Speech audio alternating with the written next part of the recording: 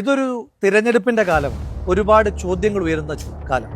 ആ ചോദ്യങ്ങളിൽ ഏറ്റവും മുഴങ്ങിക്കേൾക്കുന്ന ചോദ്യം വീടെവിടെ എന്ന ചോദ്യമാണ്. സംസ്ഥാന സർക്കാർ ചോദിക്കുന്നുണ്ട്, മുഖ്യമന്ത്രി ചോദിക്കുന്നുണ്ട്, സൈബർ സ്പേസ് ചോദിക്കുന്നുണ്ട്, ചില മാധ്യമങ്ങളും ചോദിക്കുന്നുണ്ട്. വീടെവിടെ? ന്യായമായ ചോദ്യമാണ്. വയനാട്ടിലെ ദുരന്തം അനുഭവിച്ച മനുഷ്യന്മാർ 2 വർഷത്തോടടുക്കുമ്പോൾ വീടെവിടെ എന്ന ആ ചോദ്യം ഉയരേണ്ടുന്ന ചോദ്യം തന്നെയാണ്. പക്ഷേ എന്റെ സംശയം, വീടെവിടെ എന്ന ആ ചോദ്യം ആദ്യം ചോദിക്കേണ്ടത് പ്രതിപക്ഷത്തോടാണോ അതോ ഈ സംസ്ഥാനം ഭരിക്കുന്ന സർക്കാരിനോടാണോ? ഞാൻ പറയും, ആ ചോദ്യം ചോദിക്കേണ്ടത് സംസ്ഥാന സർക്കാരിനോടാണ്. കാരണം ഞാനും നിങ്ങളും നമ്മളും ഒന്നിച്ചു നിന്ന് 778 കോടി രൂപ വയനാടിനെ പുനരുജ്ജീവിപ്പിക്കുവാൻ വേണ്ടി ദുരിതാശ്വാസ നിധിയിലേക്ക് അടച്ചത് സംസ്ഥാന സർക്കാരിലാണ്.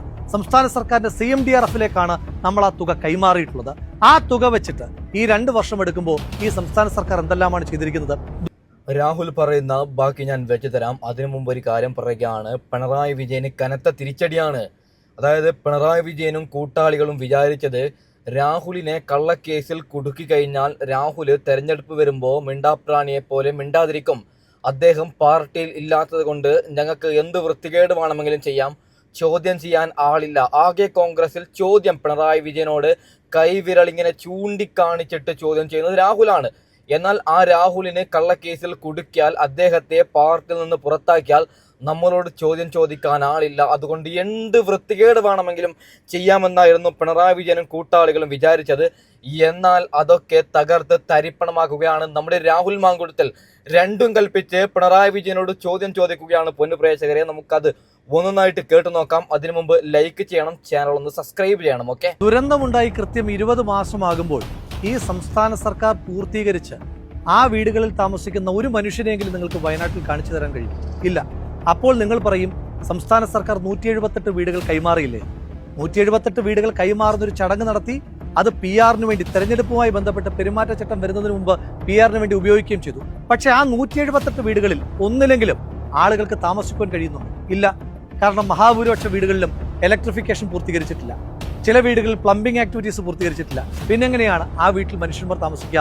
ഇന്ന് നമ്മൾ ഈ സംസാരിക്കുന്ന ദിവസം വരെ വയനാട്ടിലെ സർക്കാർ കൈമാറിയ ഒരു വീട്ടിൽ പോലും ഒരാൾ പോലും താമസിക്കുന്നില്ല എന്ന കണക്ക് നിങ്ങൾ എത്ര പേർക്ക് മുന്നിൽ ഈ കേരളത്തിലെ മുഖ്യധാരാ മാധ്യമങ്ങൾ എത്തിച്ചിട്ടുണ്ട്? ഇനിയും ഇതുവരെ നമ്മൾ അക്കൗണ്ട് ചെയ്തിട്ടില്ലാത്ത, ഓഡിറ്റ് ചെയ്തിട്ടില്ലാത്ത ചില കണക്കുകളിലേക്ക് കിടക്കാം. വയനാട്ടിൽ ആകെ മുഖ്യമന്ത്രിയുടെ ദുരിതാശ്വാസ നിധിയിലേക്ക് നമ്മൾ സംഭാവന ചെയ്ത തുക 778 കോടി രൂപ. ഓക്കെ, രാഹുൽ പറയുന്ന ബാക്കി വെച്ചു തരാം. അതായത് പിണറായി വിജയനും കൂട്ടാളികളും നിലവിൽ പറയുന്നത് ഞങ്ങൾ അത്ര വീട് വെച്ചു കൊടുത്തു എന്നാണ്. എന്നാൽ അതിൽ വൈരിംഗ് ഇല്ല, പ്ലംബിംഗ് ഇല്ല, ഒരു മണ്ണാങ്കട്ടയും ഇല്ലെന്നാണ് രാഹുൽ പറയുന്നത്.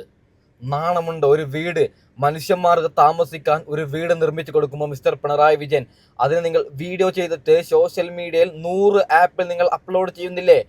അപ്പോൾ ആ വീടിന്റെ പൂർണ്ണമായ എല്ലാ പണിയും എന്തുകൊണ്ടാണ് മിസ്റ്റർ പിണറായി വിജയൻ നിങ്ങൾ എടുത്തു കൊടുക്കാത്തത്? ഓക്കെ, പച്ചക്കള്ളന്മാരാണ് പിണറായി വിജയനും കൂട്ടാളികളും. രാഹുൽ മാങ്കുടത്തിൽ ക്ലിയറായി കൃത്യമായിട്ട് പറയുന്നുണ്ട്. ബാക്കിയും കൂടി കേട്ട് നോക്കാം. ആ 778 കോടി രൂപയിൽ സംസ്ഥാന സർക്കാർ ടൗൺഷിപ്പ് നിർമ്മിക്കുവാൻ വേണ്ടി മാത്രം ചെലവഴിക്കുന്ന തുക 299. അതായത് മിച്ചം 479 കോടി. അതിലേക്ക് കടക്കാം. ഈ 299 കോടി രൂപയ്ക്ക് വയനാട്ടിൽ ടൗൺഷിപ്പ് നിർമ്മിക്കുവാൻ കരാറ് കൊടുത്തിരിക്കുന്നത് ഊരാളുങ്കൽ ലേബർ സൊസൈറ്റിക്കാണ്. ഊരാളുങ്കൽ 299 കോടി രൂപയുടെ വയനാട്ടിലെ പുനർനിർമ്മാണ പാക്കേജ് കൊടുക്കുമ്പോൾ യാതൊരു വിധമായ ടെൻഡർ നടപടികളും പാലിക്കപ്പെട്ടിട്ടില്ല.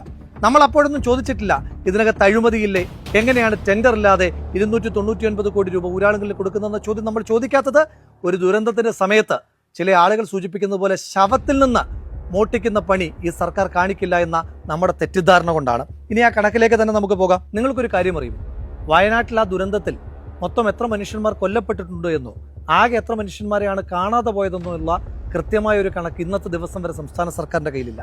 സംസ്ഥാന സർക്കാരിന്റെ കണക്കിൽ വയനാട്ടിൽ വീട് നഷ്ടമായ ആകെ ആളുകളുടെ എണ്ണം 487 ആണ്. ആ 487 പേരിൽ 85 ആളുകൾ പറഞ്ഞു ഞങ്ങൾക്ക് സംസ്ഥാന സർക്കാർ നിർമ്മിക്കുന്ന വീട് വേണ്ട, പകരം അതിനാവശ്യമായിട്ടുള്ള നഷ്ടപരിഹാര തുക നൽകിയാൽ മതി. അപ്പോൾ സംസ്ഥാന സർക്കാർ നിർമ്മിക്കേണ്ട വീട് 402. ഈ 85 കുടുംബങ്ങൾക്ക്, ആ 85 കുടുംബങ്ങൾക്ക് വീട് നിർമ്മിക്കാനായി സംസ്ഥാന സർക്കാർ കൊടുത്തത് 15 ലക്ഷം രൂപയാണ്. അതായത് വയനാട്ടിൽ വീട് നഷ്ടമായ ഒരു മനുഷ്യന് ഒരു വീടിനെ സംസ്ഥാന സർക്കാർ കണക്കാക്കുന്നത് 15 ലക്ഷം രൂപ.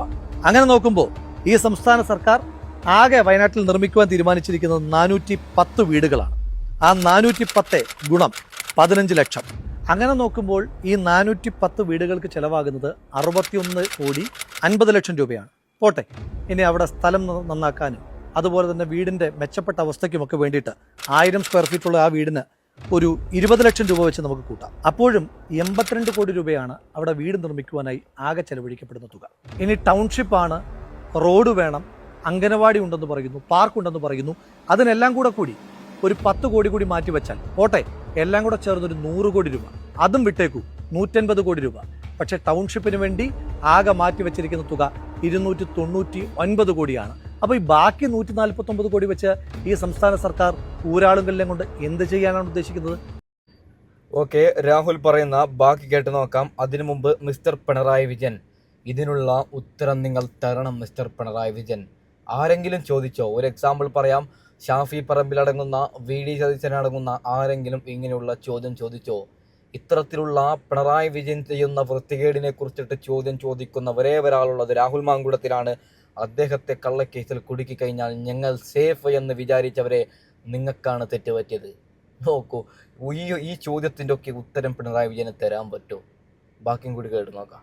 അത് വയനാട്ടിൽ എന്തെങ്കിലും നിർമ്മിക്കുവാൻ വേണ്ടിയിട്ടാണോ, അതോ CPMകാർക്ക് വയർ നിറയ്ക്കുവാൻ വേണ്ടിയിട്ടാണോ എന്ന് നിങ്ങൾ തന്നെ പറയേണ്ടുന്ന കണക്കാണ്.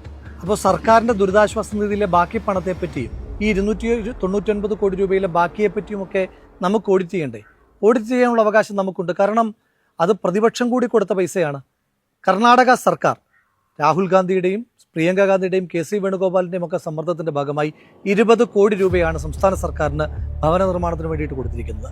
അതുപോലെ തന്നെ കേരളത്തിലെ UDFൻ്റെ MLAമാർ, പ്രതിപക്ഷ നേതാവ് അടക്കമുള്ള ആളുകൾ, MP മാർ, അവരെല്ലാവരും വയനാട് ദുരിതാശ്വാസ നിധിയിലേക്ക് പണം കൈമാറിയിട്ടുണ്ട്. അപ്പം നമുക്ക് കൂടി അവകാശപ്പെട്ട ഈ സംസ്ഥാനത്തിൻ്റെ പൊതുവായ പണം, ആ പണം എങ്ങനെയൊക്കെ ചിലവഴിക്കപ്പെട്ടു എന്നതിനെപ്പറ്റി കൃത്യമായ കണക്ക് നമുക്കറിയണം. ഇനി തിരിച്ച് കോൺഗ്രസിനോട് നിങ്ങൾക്ക് ചോദിക്കാം, പ്രതിപക്ഷത്തോട് നിങ്ങൾക്ക് ചോദിക്കാം, എന്തിനെപ്പറ്റി? കാലതാമസത്തെപ്പറ്റി. ശരിയാണ്, പ്രതിപക്ഷത്തിന് കാലതാമസം ഉണ്ടായിട്ടുണ്ട് ഭവന നിർമ്മാണത്തിൽ. ഒരു കാര്യം നിങ്ങൾ മനസ്സിലാക്കേണ്ടത്, ഈ സംസ്ഥാനത്തെ എല്ലാ ഭൂമിയുടെ മുകളിലും കൂടുതൽ അവകാശമുള്ള സംസ്ഥാന സർക്കാർ, ആ സർക്കാരിന് പോലും 2024 ജൂലൈയിൽ ദുരന്തമുണ്ടായിട്ട് ഭൂമി ഏറ്റെടുപ്പ് പൂർത്തീകരിക്കുവാൻ കഴിഞ്ഞത് 2025 ഏപ്രിൽ മാസം 11-ാം തീയതിയാണ്. ഏതാണ്ട് ഒരു വർഷത്തോടെടുത്തു സംസ്ഥാന സർക്കാരിന്. അതിനേക്കാൾ കുറച്ചുകൂടി സമയം കോൺഗ്രസിനെടുത്തു. കോൺഗ്രസിന് മേപ്പാടിയിൽ കുന്നുംപറ്റയിൽ സ്ഥലം വാങ്ങിയിട്ടുണ്ട്. ഇന്ത്യൻ നാഷണൽ കോൺഗ്രസ് KPCCയുടെ നേതൃത്വത്തിൽ ആപ്പ് വഴി ഏതാണ്ട് 4.5 കോടി രൂപയാണ് സമാഹരിച്ചതെന്നാണ് ഞാൻ മനസ്സിലാക്കുന്നത്. യൂത്ത് കോൺഗ്രസ് ആപ്പ് ഉപയോഗിച്ചിട്ടില്ല. ഓരോ നിയോജകമണ്ഡലം കമ്മിറ്റികൾക്ക് അക്കൗണ്ടിൽ പൈസ നിക്ഷേപിക്കുവാനാണ് ആവശ്യപ്പെട്ടത്. അത് പ്രകാരം സംസ്ഥാന യൂത്ത് കോൺഗ്രസ് കമ്മിറ്റി ഏതാണ്ട് 1,05,00,000 രൂപ KPCC കൈമാറുകയും ചെയ്തു. ഈ പണം കൊണ്ട് എന്ത് ചെയ്തു? ഈ പണം ഉപയോഗിച്ചുകൊണ്ടാണ് വയനാട് മേപ്പാടിയിൽ കുന്നുംപറ്റയിൽ കോൺഗ്രസ് സ്ഥലമേറ്റെടുത്തത്. ആ സ്ഥലത്ത് നിർമ്മാണ പ്രവർത്തനങ്ങൾക്ക് ആവശ്യമായിട്ട് സ്ഥലം വൃത്തിയാക്കുന്ന പ്രവർത്തനങ്ങളുമായിട്ട് ഇപ്പോൾ മുന്നോട്ട് പോവുകയും ചെയ്യുകയാണ്. ഇനി കണക്കിനെ ഓഡിറ്റ് ചെയ്യുകയാണെങ്കിൽ, ഞാൻ യൂത്ത് കോൺഗ്രസ് പ്രസിഡന്റ് ആയിരിക്കുമ്പോഴാണ് പത്തനംതിട്ടയിൽ വെച്ച് മാധ്യമ സമ്മേളനം നടത്തിയിട്ട് ചോദിച്ചു. ഞാൻ സംസ്ഥാന യൂത്ത് കോൺഗ്രസ് കമ്മിറ്റിയുടെ സ്റ്റേറ്റ്മെന്റ്, ബാങ്ക് സ്റ്റേറ്റ്മെന്റ് എടുത്ത് കൈരളിയുടെ റിപ്പോർട്ടറോടാണ് കൊടുക്കുന്നത്.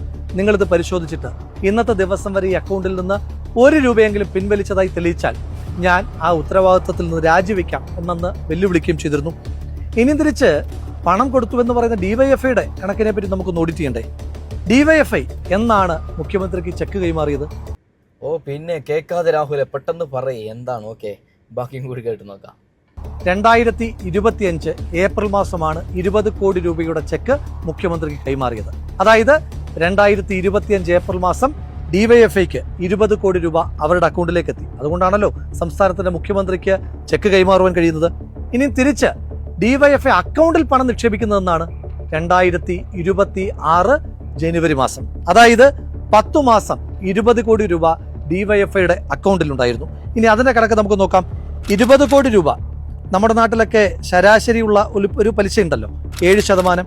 7% വെച്ച് പലിശ നോക്കിയാൽ തന്നെ 20 കോടി 10 മാസം അക്കൗണ്ടിൽ കിടക്കുമ്പോൾ ഏതാണ്ട് 1,16,00,000 രൂപ DYFIക്ക് കിട്ടിയിട്ടുണ്ട്. ആ 1,16,00,000 രൂപ വെച്ച് DYFI എന്താ ചെയ്തത്? അതിനെപ്പറ്റി നമുക്ക് ഓഡിറ്റ് ചെയ്യണ്ടേ? അപ്പോൾ നമുക്ക് ഓഡിറ്റുകൾ വേണം. കാലതാമസത്തെപ്പറ്റി ഓഡിറ്റ് ചെയ്യണം, കിട്ടിയ പണത്തെപ്പറ്റിയും ഓഡിറ്റ് ചെയ്യണം. ആ ഓഡിറ്റ് ചെന്നെത്തുക സംസ്ഥാന സർക്കാരിലേക്കായിരിക്കും. പ്രതിപക്ഷത്തെ സംബന്ധിച്ചിടത്തോളം ഏറ്റവും എളുപ്പമുള്ള ജോലി ചോദ്യം ചോദിക്കലായിരുന്നു. പക്ഷേ UDF പ്രതിപക്ഷമായിരിക്കുമ്പോൾ ചോദ്യം ചോദിക്കുകയല്ല, എന്തുകൊണ്ട് വീട് വൈകി, എന്തുകൊണ്ടാണ് നിങ്ങൾ വീട് നിർമ്മിക്കാത്തത് എന്ന ചോദ്യം ചോദിക്കുന്നതിന് പകരം ഞങ്ങൾ ചെയ്തത്, UDF ചെയ്തത്, ഞങ്ങൾ കൂടി സംസ്ഥാന സർക്കാരിനോടൊപ്പം നിന്ന് വീട് നിർമ്മിക്കാം, വയനാടിനെ പുനരുജ്ജീവിപ്പിക്കാം, ഈ നാടിനെ ചേർത്ത് പിടിക്കാമെന്നാണ്. അങ്ങനെ കൺസ്ട്രക്റ്റീവായിട്ടുള്ള, അങ്ങനെ പ്രൊഡക്റ്റീവായിട്ടുള്ള, പ്രോഗ്രസീവായിട്ടുള്ള ഒരു പ്രതിപക്ഷത്തെ ഇങ്ങനെ ഓഡിറ്റ് ചെയ്തുകൊണ്ടേയിരിക്കുന്ന സമയത്ത് നിങ്ങൾ സംസ്ഥാന സർക്കാരിനോടുള്ള ചോദ്യങ്ങൾ മറന്നു പോകാതിരിക്കുവാൻ പ്രത്യേകം ശ്രദ്ധിക്കണം. വല്ലാതെ ഉത്സാഹം കാണിക്കുന്ന ചില മാധ്യമങ്ങളോട് ചോദിക്കുന്നു, നിങ്ങൾക്കും ഉണ്ടായിരുന്ന കമ്മിറ്റ്മെന്റ്, നിങ്ങളും വയനാട്ടിൽ ടൗൺഷിപ്പുകളെ പറ്റിയിട്ടൊക്കെ പറഞ്ഞിരുന്നു, ആ ടൗൺഷിപ്പുകളുടെ പണി എന്തായി എന്ന് കൂടി നിങ്ങൾ തന്നെ ഒരു ആത്മപരിശോധന നടത്തണ്ടേ? ചോദ്യങ്ങൾ ഉണ്ടാകണം, ഉത്തരങ്ങളും വേണം. പക്ഷെ ചോദ്യങ്ങൾ പണം വാങ്ങി ഏകപക്ഷീയമാകരുത്, സംസ്ഥാന സർക്കാരിന് വേണ്ടിയിട്ടുള്ളതാകരുത്. നമുക്കൊരുമിച്ച് സർക്കാരിനോട് ചോദിക്കാം, ഒപ്പമുള്ള ചോദ്യങ്ങൾ പ്രതിപക്ഷത്തോടും ചോദിക്കാം. ചോദ്യങ്ങൾ ചോദിച്ചു തന്നെ നമുക്ക് ഈ തെരഞ്ഞെടുപ്പിനെ നേരിടാം.